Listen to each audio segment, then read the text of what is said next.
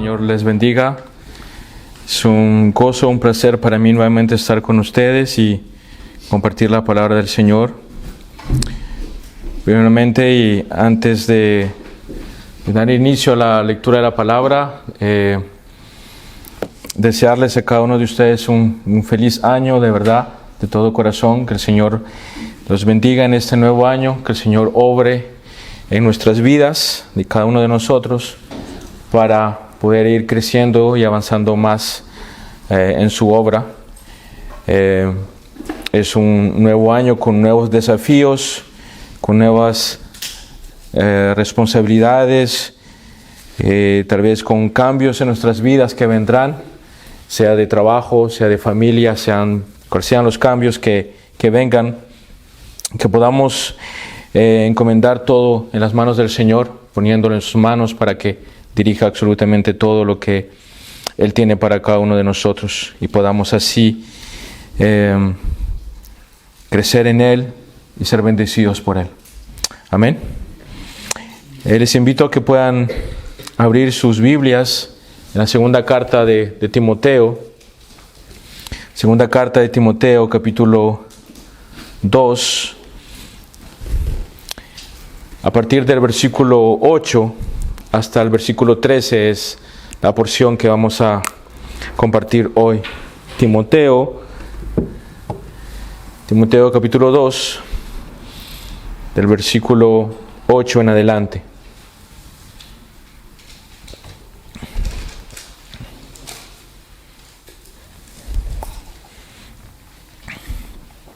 ¿Lo tienen, hermanos? Decimos amén. ¿Sí? Segunda carta a Timoteo, capítulo 2, del versículo 8 en adelante.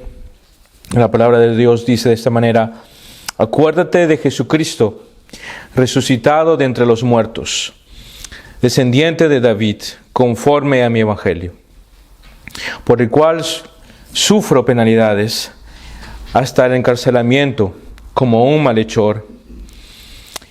Pero la palabra de Dios no está presa. Por tanto, todo lo soporto por amor a los escogidos, para que también ellos obtengan la salvación que está en Cristo Jesús, y con ella la gloria eterna. Versículo 11. Palabra fiel es esta, que si morimos con Él, también viviremos con Él. Si perseveramos, también reinaremos con Él. Si le negamos, Él también nos negará. Si somos infieles, Él permanece fiel, pues no puede negarse a sí mismo. Oremos juntos, hermanos, para dar inicio a la predicación en esta tarde. Señor, mi Dios, te doy gracias por darnos el privilegio de poder reunirnos como iglesia, Señor, para poder escuchar tu palabra, para poder estar expuestos a ella y que tú puedas hablar a nuestros corazones, Señor. Padre del cielo, te necesitamos y te necesitamos solamente a ti. Si te tenemos a ti, tenemos todo, y de nada somos faltos si tú estás con nosotros, Señor. Padre, en esta tarde, Señor, queremos rogarte como una sola y misma iglesia, en un solo y mismo sentir y corazón, que tú estés en medio de nosotros por medio de tu Espíritu Santo, por medio de la exposición de tu palabra, que tú hables a nuestros corazones, que tú nos bendigas, que tú nos confrontes, que tú hables a nuestros corazones, Señor, porque te los necesitamos, Padre, te necesitamos grandemente. Queremos rogarte que no haya absolutamente nada ni nadie que pueda distraernos, Señor.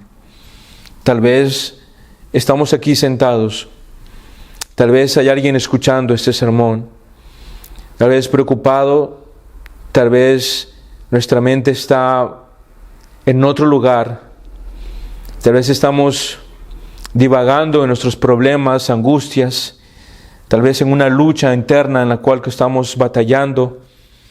Cual sea, Señor, la situación, queremos en estos momentos venir y poner todo a tus pies. Queremos decirte, Señor, aquí están mis debilidades, aquí están mis luchas, aquí están mis problemas, aquí están mis cargas. Yo los pongo, Señor, al pie de la cruz. Y te quiero pedir que tú me ayudes a seguir poniendo mi mirada y mi confianza en ti, para seguir creciendo, para seguir aprendiendo, para seguir siendo un poco más como tú, oh Maestro. Padre del cielo, te ruego en el nombre de Jesús, habla nuestras vidas en esta tarde. Toca los corazones, Señor, por medio de la exposición de tu palabra. Eres tú el que habla a cada corazón. Eres tú el que confronta cada vida, Señor. Yo te ruego, Padre, que no salgamos de este lugar de la misma manera que hemos entrado, sino que pueda haber en nosotros, Señor, un deseo de cambiar. Que haya en nosotros, Señor, el deseo de servirte, de amarte con todo nuestro corazón, con todas nuestras fuerzas, Padre. Ponemos, Señor, este tiempo en tus manos y te ruego, Señor, que me ayudes en mi debilidad, que me ayudes, Señor, a transmitir este sermón con amor, con pasión, con gracia a mis hermanos y que pueda llegar a cada corazón en esta tarde, Padre. Te lo ruego en el nombre precioso de nuestro Señor y Salvador. Amén. Amén. Amén, hermanos. Como ya lo han podido ver en los anuncios, el título de este sermón es Palabras de ánimo por causa del Evangelio. Palabras de ánimo por causa del Evangelio. Y creo que en cierto modo también nos va a animar a nosotros en nuestra situación, en nuestro contexto en el cual nosotros nos encontramos. La palabra de Dios, ella es fiel y verdadera y trasciende mucho más allá de lo que nosotros nos imaginamos. Cual sea nuestra situación, cual sea el momento en que estamos viviendo, lo que yo siempre me he sorprendido al momento de exponer la palabra de Dios, de que pueden haber varias personas escuchando, pueden haber 10, 20 o 50 o hasta más de 1000 personas escuchando un solo y mismo sermón. Pero el efecto que hay en cada corazón es diferente. El mensaje que cae en cada vida solamente lo trae el Señor por medio de su Espíritu Santo, por medio de su palabra, por medio de la situación en la que nos encontramos, por medio de las dificultades o luchas por las cuales estamos pasando. Pues ese mismo sermón llega a la vida de muchos, desde el más pequeño hasta el más adulto, y trae un efecto en cada corazón y transforma. Y es lo que deseo en esta tarde, que a través de lo que vamos a ver, pueda haber en nosotros un deseo justamente de tomar como ejemplo la vida de Pablo, tomar como ejemplo la vida de Timoteo, y tomar como ejemplo la vida de otros hombres que han marcado la historia. Hermanos, sabemos que Pablo se encuentra en una cárcel en Roma. Ese es el contexto de Timoteo, de la segunda carta de Timoteo. Hemos hecho una pausa, hemos visto otros sermones, hemos tenido la oportunidad de escuchar a nuestro hermano Cristian también, que nos ha traído el domingo pasado una linda enseñanza. Y ahora volvemos a retomarles la predicación expositiva sobre Timoteo, y llevamos ya un buen tiempo, hemos terminado la primera carta, ahora estamos en el capítulo 2 de la segunda carta, donde vemos que Pablo tiene palabras especiales, palabras tiernas para su amado hijo Timoteo. Si ustedes recuerdan, podemos ver desde el inicio en el capítulo 2, donde Pablo se dirige a Timoteo con estas palabras hermosas, donde dice: hijo mío. Esa ternura, esa intencionalidad de parte de Pablo para Timoteo. Vemos a partir del versículo 3 en adelante, donde le dice: sufre las penalidades como buen soldado de Cristo.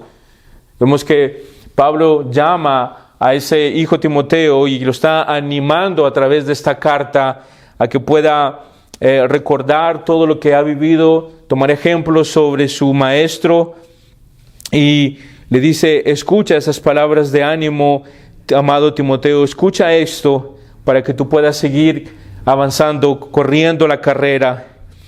El contexto de Pablo era sumamente difícil. El contexto en el que él se encontraba, y históricamente los historiadores y también los comentaristas dicen que esta fue muy seguramente la última carta que Pablo escribió antes de morir.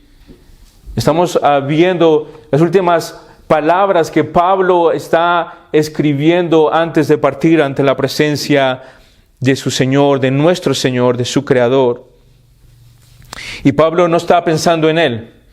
Pablo no está dejando tal vez un testamento diciendo, lego mi manto a fulano de tal, lego mis zapatos a mi amado hijo Tito.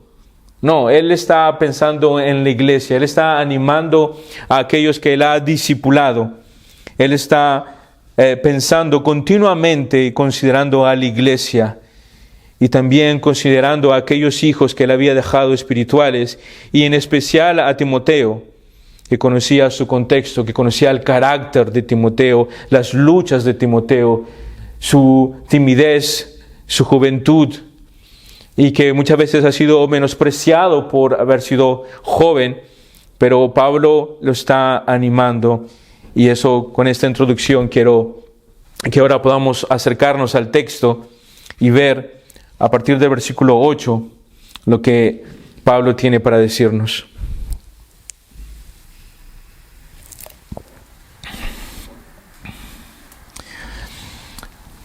En primer punto he puesto como título Acuérdate.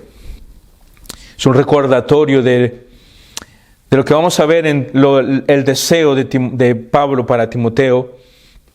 En versículo 8 y 9 que nos dice, acuérdate de Jesucristo, resucitado entre los muertos, descendiente de David, conforme a mi evangelio, por el cual sufro penalidades, hasta el encarcelamiento, como un malhechor, pero la palabra de Dios no está presa. Mi amado Timoteo, le dice Pablo, acuérdate de Jesucristo. Esta pequeña frase, hermanos, tiene una intención clara y directa de Pablo para Timoteo. Quiere recordarle a Timoteo quién es el autor, quién es la razón por la cual él está en esta situación y en quién él puede confiar completamente.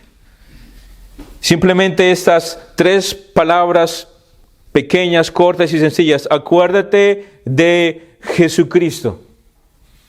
Su intencionalidad al momento de escribir esto, Pablo quiere justamente recordarle a Timoteo que no se trata de él, que no se trata de una tercera o cuarta persona, se trata de Cristo. Matthew Henry en su comentario lo describe, le dice, se trata del capitán, le está diciendo Pablo a Timoteo. O tal vez como lo dice John MacArthur en su comentario, dice, Jesús es el modelo supremo de la fidelidad como maestro, como soldado, como atleta, como un labrador. Recuerda, Timoteo, de Jesucristo, acuérdate quién es Él, de quién estamos hablando. No estamos hablando de una persona cualquiera. No estamos hablando, como muchas veces lo he dicho, de un Juan Pérez. Estamos hablando de la segunda persona de la Trinidad. Estamos hablando de aquel que vino a cumplir el propósito perfecto de Dios para que nosotros podamos acercarnos al Padre, ser perdonados, ser justificados, ser salvos, entendiendo la obra perfecta de Cristo, su muerte y su resurrección. Jesucristo es nuestro ejemplo a seguir. Jesucristo es el ejemplo en todo que nosotros debemos seguir. Pablo confirma algo importante aquí en este texto. No solamente dice, recuérdate de Jesucristo, sino recuérdate de Jesucristo resucitado de entre los muertos y descendiente de David. Nos da 2 informaciones complementarias. 2 informaciones que vamos a poder corroborar o más bien tener esa seguridad en Primera de Corintios, en el capítulo 15, en el verso 3 y verso 4, donde dice: porque yo os entregué en primer lugar lo mismo que recibí, que Cristo murió, dice, por nuestros pecados, conforme a las Escrituras. Y versículo 4, que fue sepultado y que resucitó al tercer día, conforme a las Escrituras. Nuevamente nos dice Corintios. Hermanos, lo que le está diciendo Pablo es algo sumamente importante a Timoteo, y es algo que nos debe a nosotros también interpelar, llamar la atención, decir: ¿de quién estamos hablando? ¿Es de Cristo? ¿Estamos hablando del ejemplo en todo, por lo general? Como lo dice John MacArthur, Él es el supremo modelo a seguir. Y aquí Corintios nos dice que no solamente es el modelo a seguir, sino que realmente Él vino a cumplir todo lo que el Padre tenía que hacer, que el Padre esperaba. Murió por nuestros pecados conforme a las Escrituras, y que fue sepultado y que resucitó al tercer día conforme a nuevamente a las Escrituras. Eso nos afirma que nosotros estamos basados, o nuestra fe está basada ¿en quién? En un Cristo muerto, pero también resucitado al tercer día.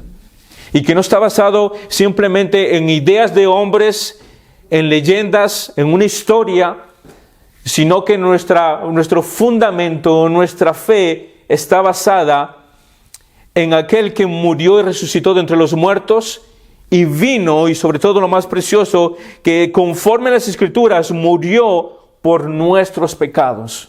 Murió para que nosotros seamos perdonados de toda nuestra maldad, de toda nuestra iniquidad. Y eso es precioso. El texto nos dice también: descendiente de David. Y Lucas, el Evangelio de Lucas, en el capítulo 1, en el verso 32 y 33, dice: este será grande y será llamado Hijo del Altísimo. Y el Señor Dios le dará el trono ¿de quién? De su padre David. ¿Escucharon eso? ¿De quién recibirá el trono? De su padre David. Dice: y reinará sobre la casa de Jacob para siempre, y su reino no tendrá fin. Precioso texto.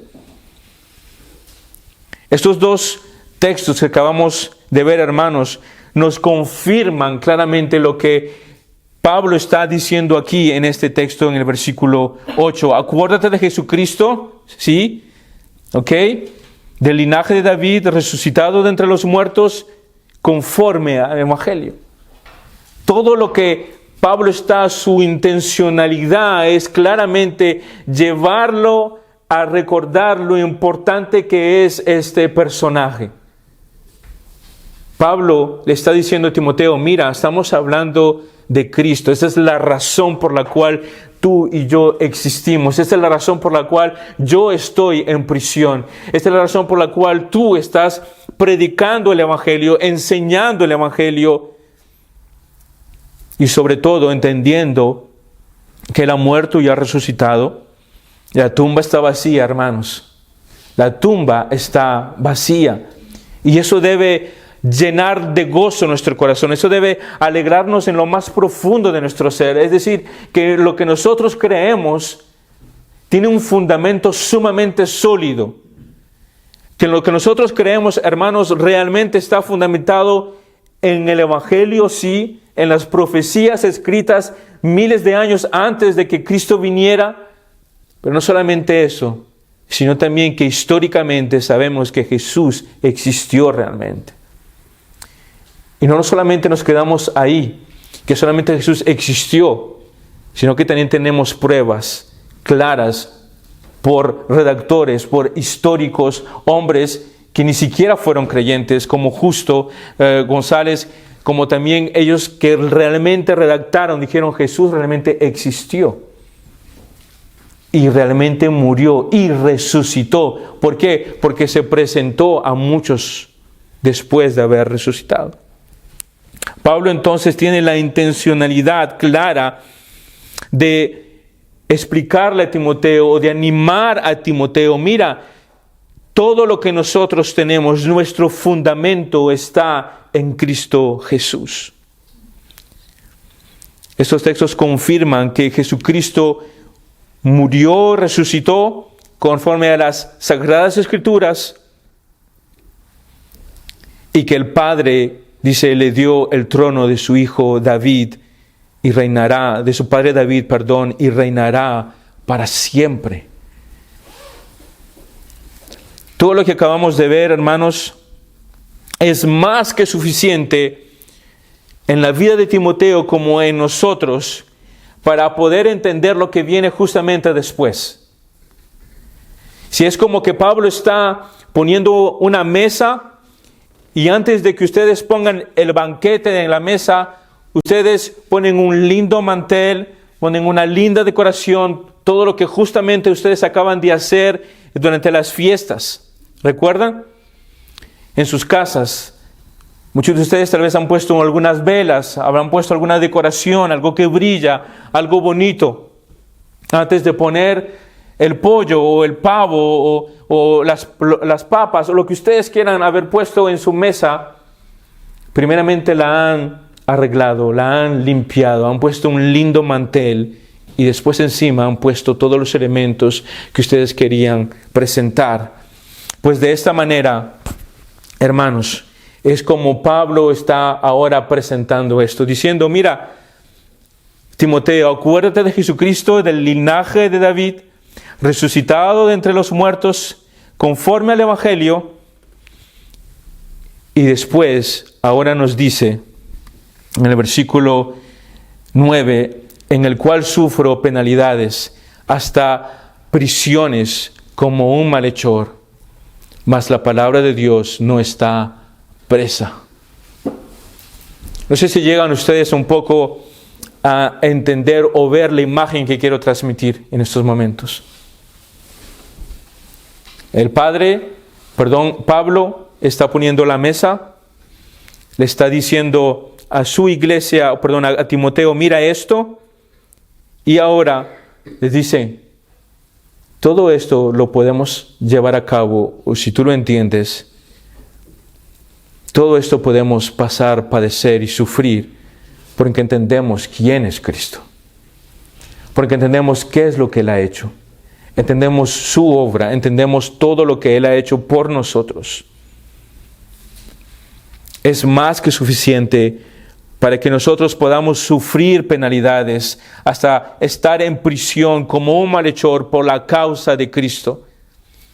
Hermanos, Pablo le está diciendo a Timoteo, mira, yo estoy en la cárcel, no por ser un hombre malo o perverso, estoy aquí por la causa de Cristo. Y esto es un motivo, Cristo es más que un motivo para justamente sufrir todas estas penalidades. Un malhechor, hermanos, era considerado como un hombre de los peores de aquella época. Cuando se utiliza esta palabra, este adjetivo malhechor, era para calificar o para seleccionar a los hombres más malos que se encontraban en aquel momento. Pablo está etiquetado como uno de los hombres más malos y encerrado en una cárcel. Y nosotros sabemos la razón. La razón no fue porque él robó, porque él mató a alguien. La razón es porque él predicó el Evangelio, porque él enseñó la palabra de Dios. Hermanos, tenemos muchas veces que meditar, reflexionar en lo que acabamos de escuchar o de leer. Cristo Jesús, que murió y resucitó entre los muertos, que es del linaje de David. Y justamente después Pablo dice, esto en otras palabras es más que suficiente para yo sufrir cualquier penalidad, cualquier sufrimiento, cualquier dolor, Y no estamos hablando de algo mínimo, y no quiero minimizar el dolor de ninguno. Puede ser un chisme, puede ser una calumnia, puede ser problemas en tu trabajo, puede ser problemas en tu hogar. Pero estamos hablando de un hombre que está en la cárcel, encerrado, amarrado, seguramente está privado de comida, siendo humillado por la causa de Cristo, por predicar el Evangelio. Como hemos visto, Jesús es el mayor ejemplo que tenemos que seguir. Pablo es uno de los hombres que muchos nosotros admiramos a través de la palabra de Dios y vemos su testimonio, vemos la obra que Dios ha hecho en su vida, el trabajo que Él ha realizado. Pero también nos podemos maravillar de otros hombres que el Señor ha utilizado a lo largo de la historia. Y quiero contarles una pequeña historia muy corta. En noviembre de 1660, un hombre fue arrestado y sentenciado a la cárcel, donde él pasaría 12 años de su vida.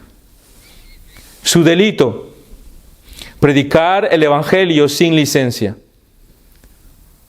Un delito que fue castigado por la tiranía y la religiosidad del rey Carlos I y del arzobispo William Laud.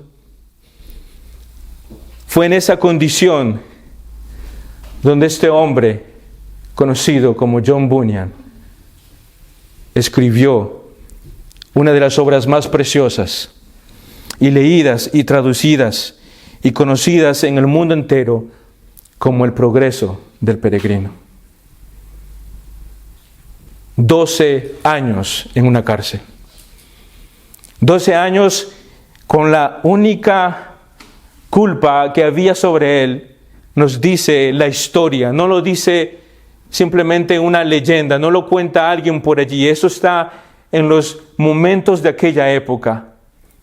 Aquel rey perverso, tirano, aquel arzobispo ciego por su celo, llevó a meter a uno de los hombres más inspirados por Dios a una cárcel.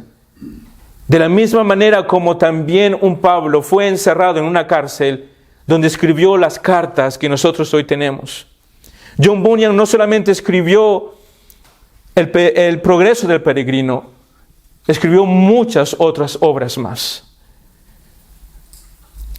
Hermanos, es muchas veces en los momentos donde nosotros no entendemos, en los momentos más difíciles de nuestras vidas, en nuestras cárceles, aunque sean tal vez simplemente 4 muros, o nuestras cárceles donde tal vez nosotros nos hemos metido como en una bola de cristal y no nos damos cuenta. Es en esos momentos donde justamente Dios se revela con mayor poder, con mayor gloria, para revelar lo que Él tiene o quiere darnos. ¿Quién se imaginaba que al encerrar a John Bunyan en una cárcel, el Evangelio iba a parar de ser predicado? ¿Qué iba a pensar este rey perverso, este arzobispo perverso también? Pensar que en esa celda donde se le encerró a John Bunyan, donde dice que la historia cuenta que solamente tenía su Biblia y uno de los primeros libros de la época de la iglesia primitiva, con esos 2 libros en su mano y con hojas de papel y con un lapicero, escribió una de las obras más preciosas que hoy nosotros tenemos. Estos hombres no se imaginaban lo que John Bunyan iba a hacer.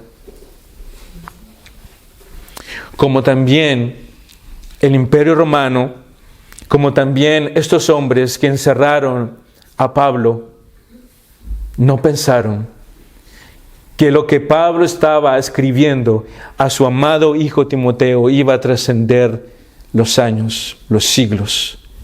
Iba a llegar a nuestras manos en el siglo XXI.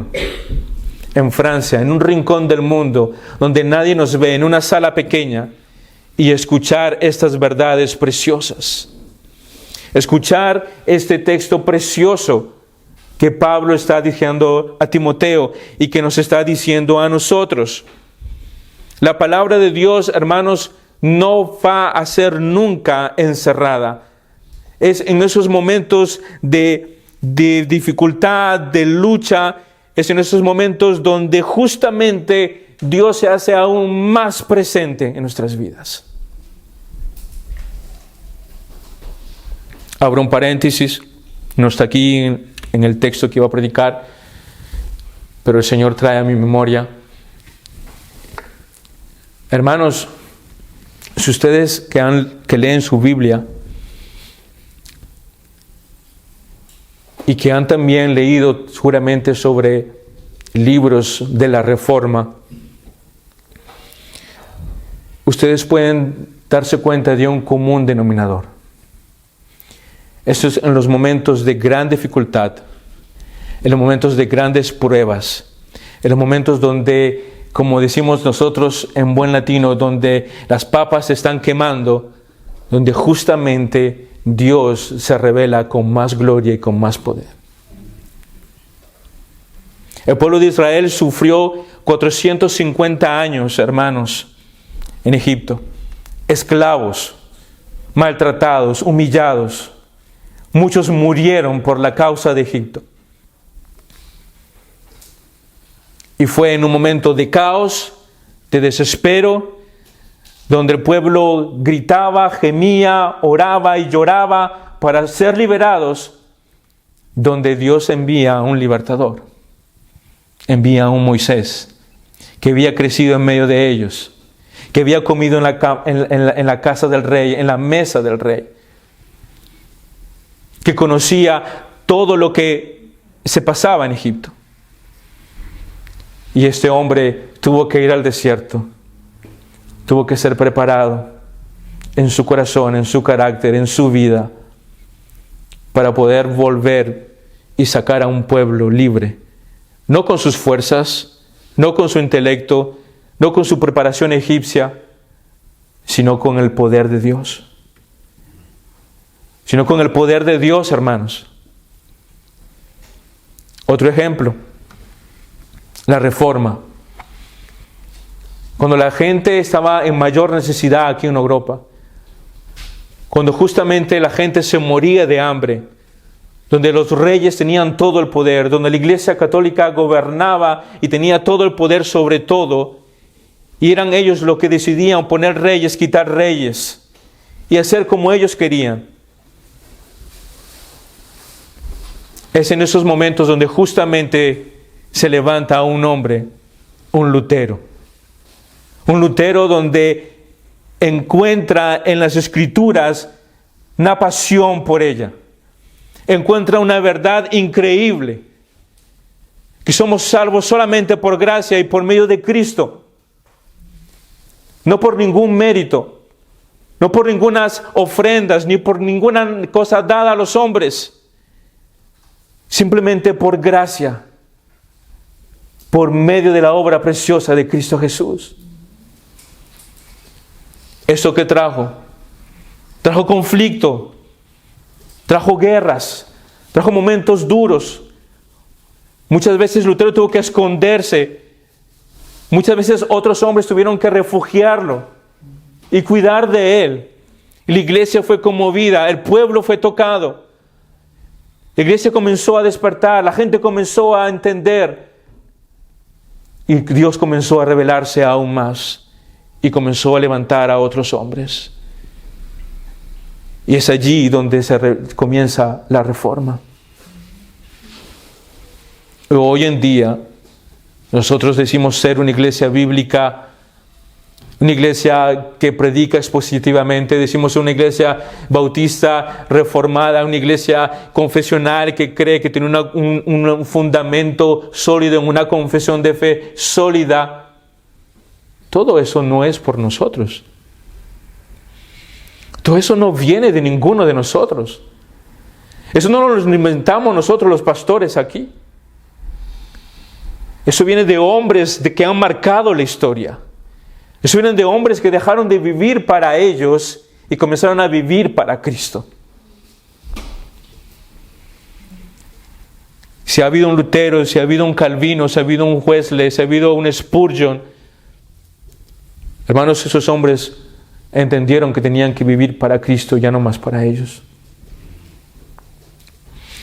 De la misma manera, volviendo al tema, John Bunyan, este gran hombre de Dios, al igual que Pablo, fue encerrado por la causa de Cristo, por predicar el Evangelio. Los hombres pueden pensar que se pueden encerrar a ciertas identidades que representan la iglesia y que con eso van a callar la voz del Evangelio, van a callar a la iglesia, van a enterrar la iglesia. Hermanos, es todo lo contrario. Es todo lo contrario. Es justamente cuando la sociedad, cuando los gobiernos, cuando los reyes quieren callar la voz de los hombres de Dios, es donde el Señor aún más se levanta con más fuerza, con más poder, con más gloria. Es por eso que el texto dice que ellos sufrieron penalidades, o Él sufre penalidades, hasta prisiones como un malhechor. Y termina el versículo 9 diciendo, mas la palabra de Dios no está presa. La palabra de Dios no está presa, no podemos encerrarla. No podemos ponerla en 4 muros, no puedes poner una reja, no puedes poner un candado. La palabra de Dios será siempre expuesta y será fiel y verdadera, y ella va a dar el efecto que tiene que dar en las vidas de cada uno de nosotros. Y eso es precioso. No olvidar que la palabra de Dios no está presa.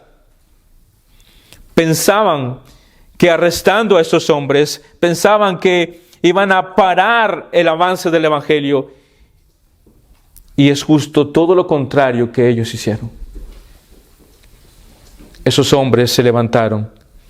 Hoy en día, gracias a un Wesley que tradujo la Biblia al inglés, gracias a un Lutero que tradujo la Biblia al alemán, gracias a un Reina Valera que tradujo la Biblia al español, gracias a esos hombres que realmente comenzaron a vivir para ellos, tú y yo tenemos las Sagradas Escrituras.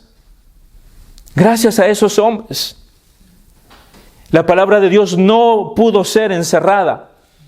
Ellos quisieron apagar la voz de estos hombres. Pero la palabra de Dios corre y llega a cada corazón. La palabra de Dios corre de tal manera, hermanos, que hoy nosotros la tenemos gracias a estos hombres. Y ustedes la tienen escrita en su Biblia, la tienen en su teléfono, la tienen en su tableta, la tienen en muchas formas, en sus casas, en sus bibliotecas. Pero la pregunta que quiero hacerles en esta noche, ¿qué estamos haciendo? ¿Qué estamos haciendo con el legado que hemos recibido? ¿Qué estamos haciendo con esa preciosa obra que estos hombres han hecho? ¿Qué estamos haciendo con el legado de este gran John Bunyan? ¿Cuántos peregrinos hay aquí? ¿Cuántas peregrinas hay aquí que han entendido esa obra preciosa? Hermano, nosotros no somos de este reino. Dios no nos ha creado para que nosotros vivamos conformes aquí. Dios nos ha creado para vivir para Él, para glorificarlo a Él, para que nuestras vidas justamente puedan reflejar la persona de Cristo. Recordemos, hermanos, estas palabras con ánimo en nuestro corazón. Qué precioso saber que hubo un John Bunyan. Qué precioso, hermanos, saber que hubo un Timoteo que también siguió el ejemplo de su maestro. Timoteo también experimentó lo que es la cárcel por la causa de Cristo. Si no me creen, véanlo en Hebreos capítulo 13, versos 22 y 23. Leo una nueva traducción viviente y dice: les ruego, amados hermanos, que hagan caso a lo que les escribí en esta breve exhortación. Verso 23. Quiero que sepan que nuestro hermano Timoteo ya salió de la cárcel y llega pronto. Los llevaré conmigo cuando vaya a verlos. Timoteo experimentó la cárcel. No tal vez a la altura de Pablo, no tal vez sufrió las mismas sufrimientos que Pablo, pero sí experimentó la causa de Cristo por cual él tenía que vivir el Evangelio.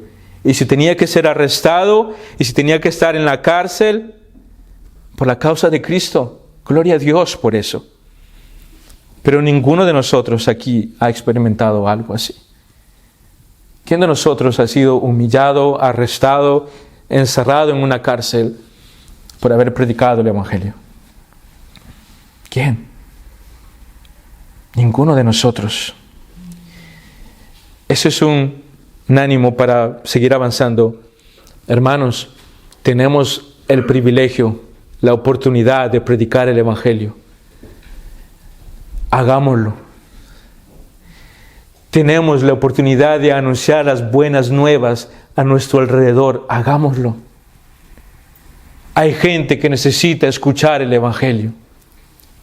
Hay gente que necesita que conozcan quién es Cristo. El que ha muerto, que ha resucitado y que es el del linaje de David, que ha recibido de parte del Padre un reino precioso que no tendrá fin. Ese es el mensaje que muchos tienen que escuchar, pero dentro de ese mensaje tienen que escuchar que ellos están muertos en sus delitos y pecados y que necesitan de Cristo. ¿Cómo lo oirán si nosotros callamos? ¿Cómo van a conocer si nosotros no les decimos? Abro un pequeño paréntesis antes de pasar a mi segundo punto. Estudiando este sermón, me llevé un libro a mi trabajo. Esta semana había muy poco tiempo, muy poco trabajo. Aproveché para poder leer. Y como no había mucha gente y podía leer, comencé a leer. Y en un momento, mientras trabajaba, dejé el libro. Y pasó uno de mis compañeros y vio ese libro y dijo: ¿y ese libro de qué es? Está en español, ¿no? Y dije: sí. Dice epístolas, porque es un francés, a Timoteo. Dije: sí. Y eso me dio pie para poder hablar de Cristo. Me dijo: pero tú lees eso, ¿y quién te dice que es una correcta interpretación? Y dije: gracias, Señor. Me dio la oportunidad para poder hablar. ¿Quién es la verdadera interpretación? Y le comencé a llevar por lo que es la hermenéutica, el exégesis. Y eso lo puedes aplicar a cualquier libro. Y mira, agarra un libro que sea de historia, de poesía, el que tú quieres, y comienza a aplicar esa regla. Y él comenzó: es verdad. Y digo: si tú aplicas esto, y comencé a llevarlo, pues de esa misma manera estos hombres han hecho ese mismo trabajo con este libro, con la Biblia, con esta epístola, y por aquí, por acá. Y es por eso que yo estudio eso, porque puedo ver a Cristo claramente expuesto. Y al final me dijo: wow, nunca nadie me había explicado algo así. Hermanos, esa persona, aunque tal vez no se convierta, pero se le predicó el Evangelio. Y cuando llegue el Señor, no va a poder decir: a mí nunca nadie me dijo nada. Yo nunca escuché hablar de ti. Y el Señor le va a decir: ¿te acuerdas cuando hablabas mal español y que dijiste epístolas? Ese día te predicaron el Evangelio. Hermanos, aprovechemos la oportunidad de anunciar las buenas nuevas en cada momento. con mucho ánimo, con mucho amor, les digo, hermanos, de verdad, tengan la valentía, el coraje de hacer lo que estos hombres han hecho. Predicar el Evangelio, aunque nuestras vidas terminen en una cárcel. Segundo punto, por amor a los escogidos. Por amor a los escogidos.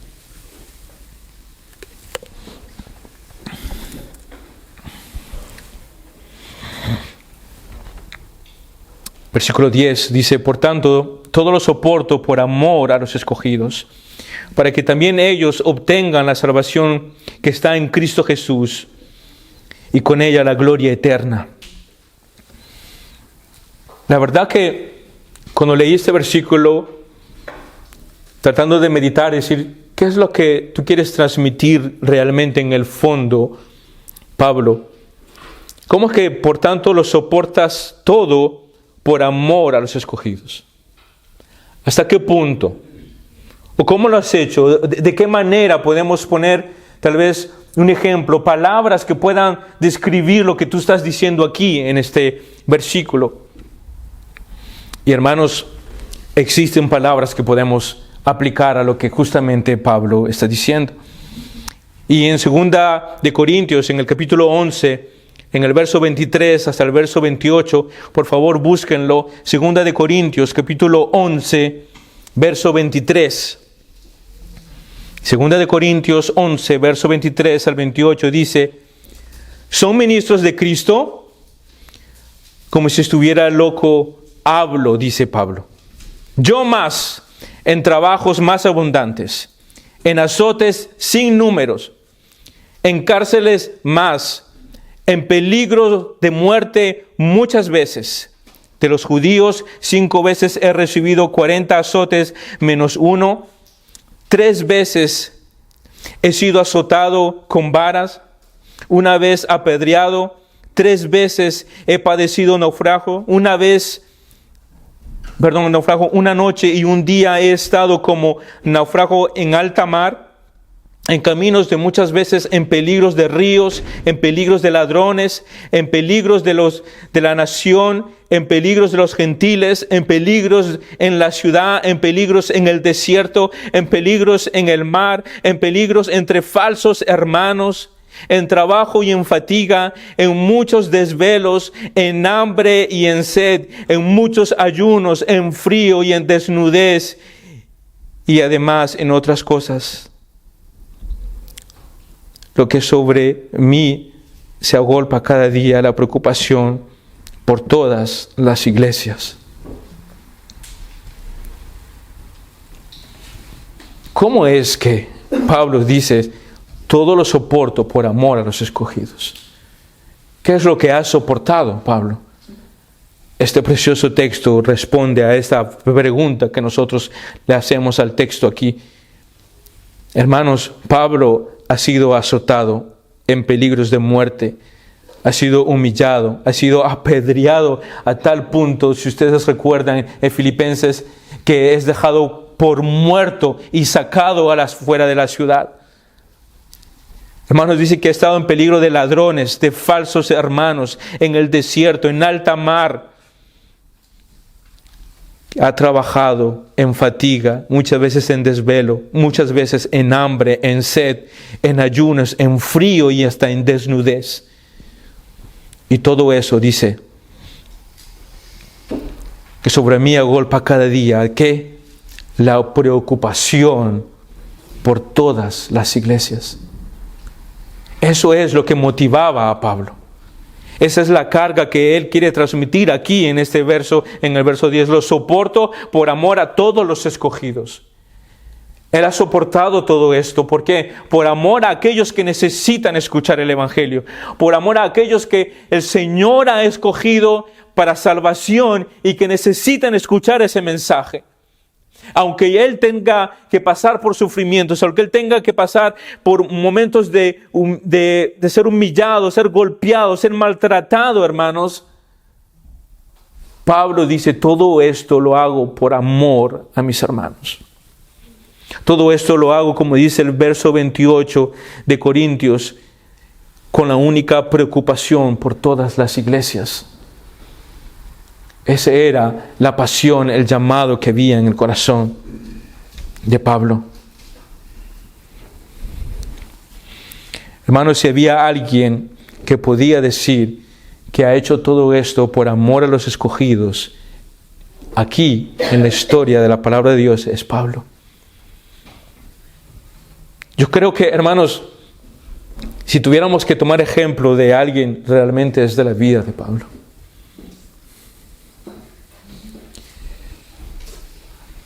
¿Cuántas veces nosotros nos enojamos porque el hermano no me saludó? Voy a ser más directo. ¿Cuántas veces nos enojamos porque el pastor no me llamó? Porque el pastor no me escribió. Recuerden que, hermano, que el pastor no tiene una bola de cristal y no sabe muchas veces lo que ustedes tienen.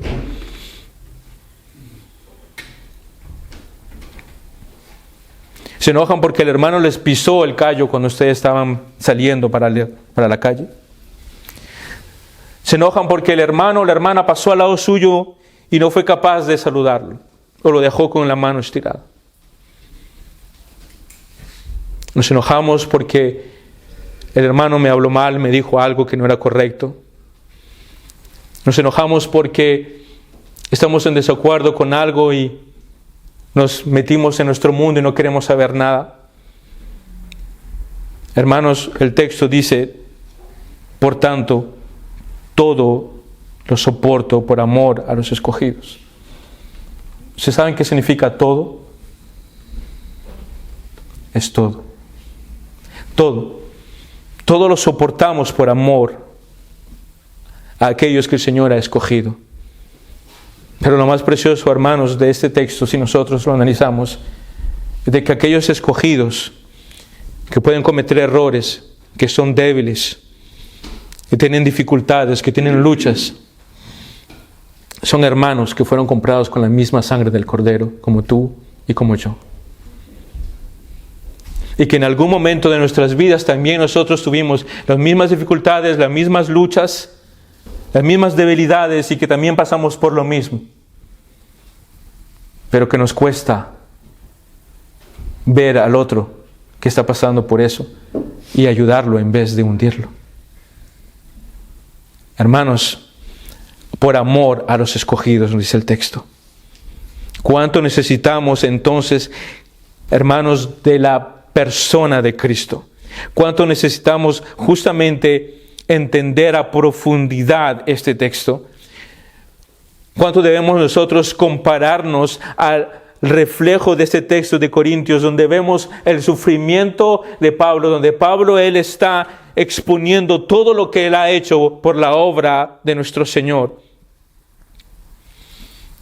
Nuestro sufrimiento al lado de la obra de Cristo, de la obra de Pablo, de la obra de John Bunyan, de la obra de tantos otros hombres, es insignificante. Es realmente insignificante. Yo no sé cuánto has sufrido por la causa de Cristo. Y nuevamente yo no quiero minimizar tu causa, tu razón. Pero hermanos, ¿qué fuera si nosotros tuviéramos que vivir una situación difícil?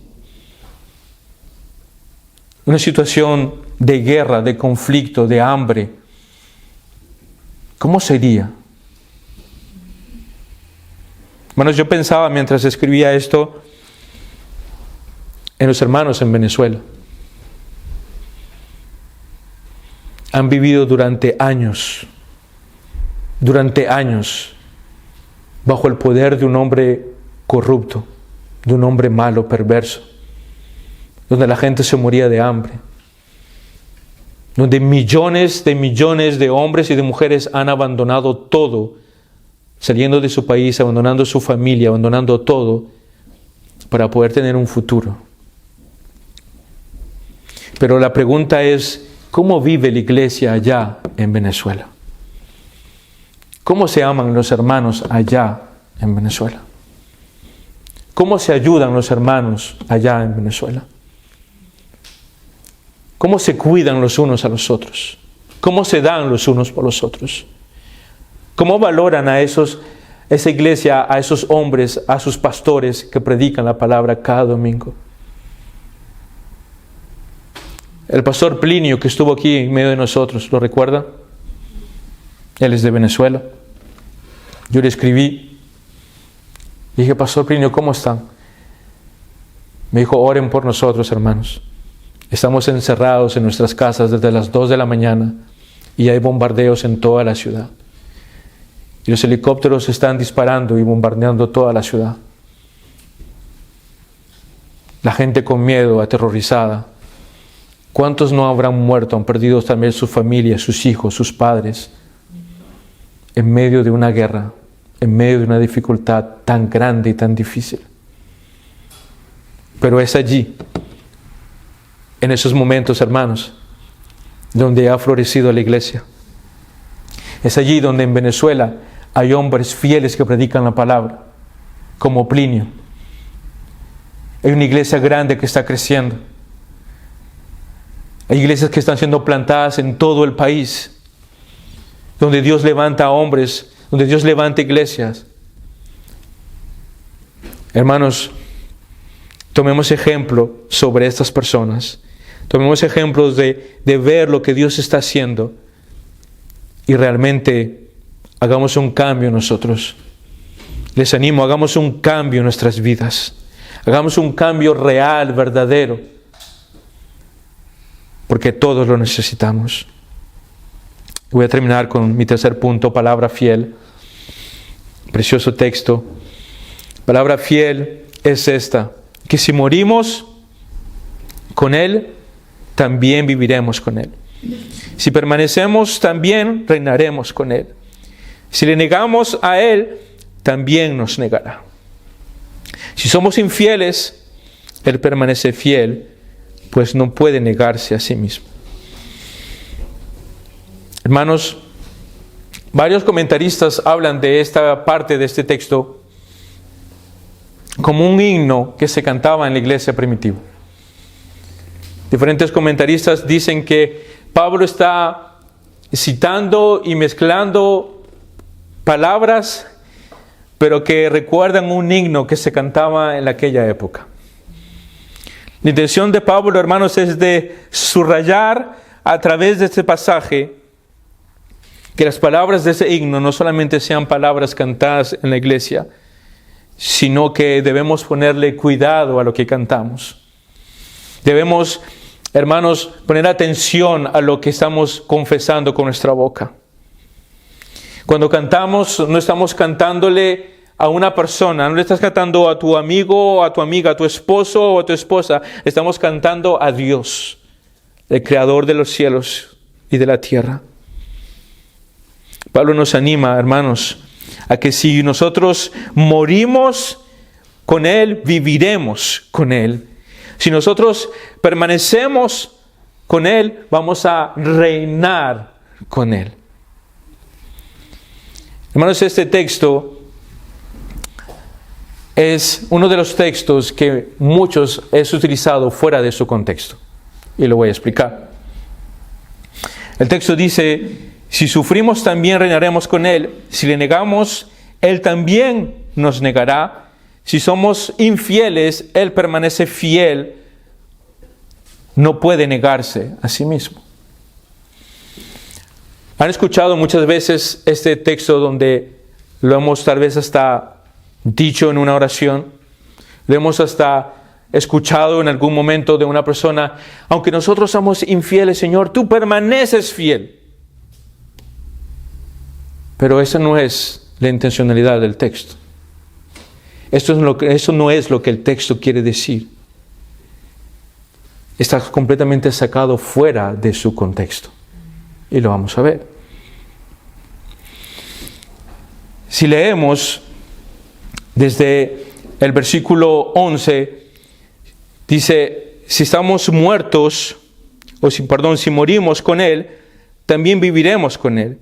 Si perseveramos, también dice, reinaremos con Él. Si se dan cuenta, hay una sucesión de palabras.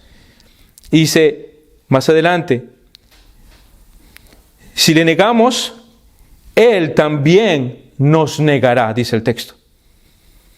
Ahí no hay ahí hay también esa sucesión de palabras. Y aquí en el verso 13, donde dice, si somos infieles, Él permanece fiel, pues no, ahí viene la aclaración, pues no puede negarse a sí mismo. Lo voy a explicar. El texto dice, el que es infiel, dice, pues Él permanece fiel, que Él permanece fiel a su advertencia de que si lo negamos, Él también nos negará. Por eso que el texto aquí termina diciendo, pues no puede negarse a sí mismo. El texto está aclarando, diciendo que, hermanos, Él va a ser fiel ¿a qué? A que si nosotros le negamos, que si nosotros justamente no vivimos para Él, no sufrimos para Él, no morimos para Él, el texto dice justamente que Él no puede negarse a sí mismo y Él es fiel ¿a qué? Fiel a que Él también nos negará. Él nos negará si nosotros justamente no cumplimos con ese propósito. Hermanos, la pregunta es, Dios es fiel y Él es fiel a sus promesas. Él es fiel a lo que Él acaba de decir. Quiero terminar con este texto para que podamos meditar en ellos durante la semana. En Hebreos, en el capítulo 10, en el verso 35.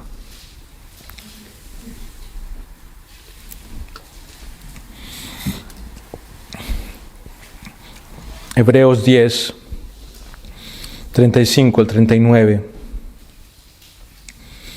Dice, por tanto, no desechéis vuestra confianza, la cual tiene gran recompensa, porque tenéis necesidad de paciencia, para que cuando hagáis hecho la voluntad de Dios, obtengáis la promesa.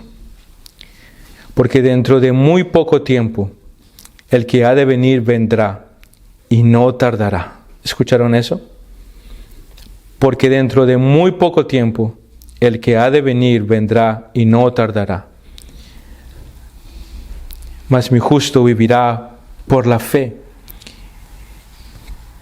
Y si retrocede, mi alma no se complacerá en él. ¿Escucharon eso? Si retrocede, dice, mi alma no se complacerá en él. Y verso 39. Pero nosotros no somos de los que retroceden para perdición, sino de los que tienen fe para la preservación del alma. Nosotros somos ¿de qué? De los que tienen fe y preservan para el alma. Seamos, hermanos, de aquellos que no retroceden, de aquellos que el Señor dice que no se va a complacer de aquellos que han retrocedido, sino más bien seamos, como dice aquí el texto a los hebreos, de aquellos que tienen fe y que perseveran hasta el final. Los que perseveran hasta el final verán al Señor. Oremos. Padre amado, Señor y Dios, gracias por tu palabra.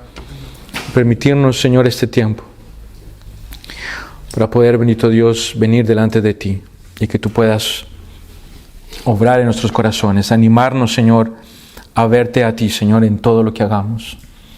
Te necesitamos, Señor. Ayúdanos a seguir el ejemplo de Cristo. Ayúdanos a seguir el ejemplo de Pablo. Ayúdanos a seguir el ejemplo de esos hombres como John Bunyan, como Lutero, como Calvino, como Spurgeon, Señor. Ayúdanos, Padre amado, a seguir tus pasos y a poner nuestra mirada en ti, oh Padre amado. Te ruego, Señor, ayúdanos a permanecer en ti hasta el final. Ayúdanos a seguir tus caminos, a morir para ti, a vivir para ti, Señor. A no negarte, Padre amado, sino que podamos seguir hasta el final, Padre. Te lo ruego en el nombre de Jesús. Amén y amén.